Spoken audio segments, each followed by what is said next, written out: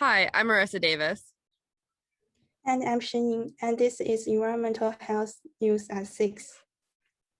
On today's episode of Environmental Health News, we are going to be discussing everyone's favorite beverage, beer. We enjoy this cold beverage at some barbecues, at baseball games, and when having social events with friends.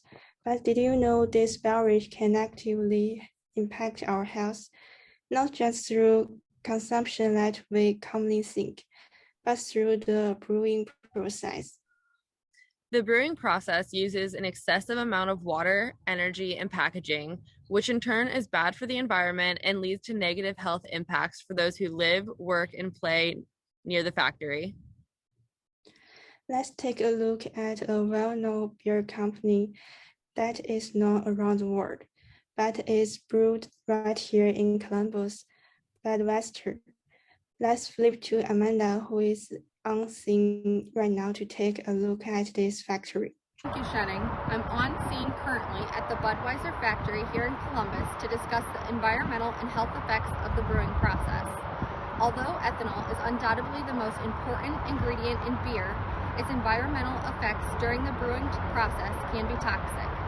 The evaporation of ethanol is one of the main air pollutants in the brewing process. Ethanol is a volatile organic compound and contributes to the formation of ozone pollution. When the volatile organic compounds combine with nitrogen oxides and sunlight, ozone and photochemical smog is formed. As you can see behind me, the brewing process is a very heat-intensive process.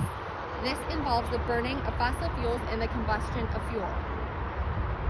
When fuel is burned, it releases nitrogen oxides into the air.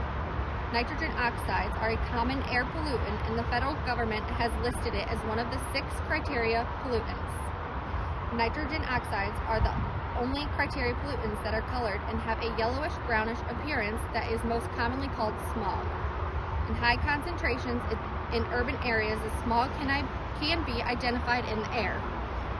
The Budweiser factory is not the only source of nitrogen oxides in the air. As you can see, the emissions from these cars contain nitrogen oxides. Nitrogen oxides enter the atmosphere into equal amounts from cars and factories. Right across from this factory and interstate is a park and homes. Nitrogen oxides and ozones have a severe impact on health for those who work, live, and play in environments where they are at high concentrations. It can cause shortness of breath, coughing, stunt growth, cause respiratory disease, and is responsible for a significant number of deaths each year. Now we head back into studio to see what Budweiser is doing about these negative environmental impacts. Thank you, Amanda. In order to promote community relations and decrease the environmental impacts of the brewing process, Anheuser-Busch has set their own 2025 sustainability goals, and they are encouraging their partners to do the same. These goals include renewable electricity, carbon reduction, water stewardship, smart agriculture, and circular packaging.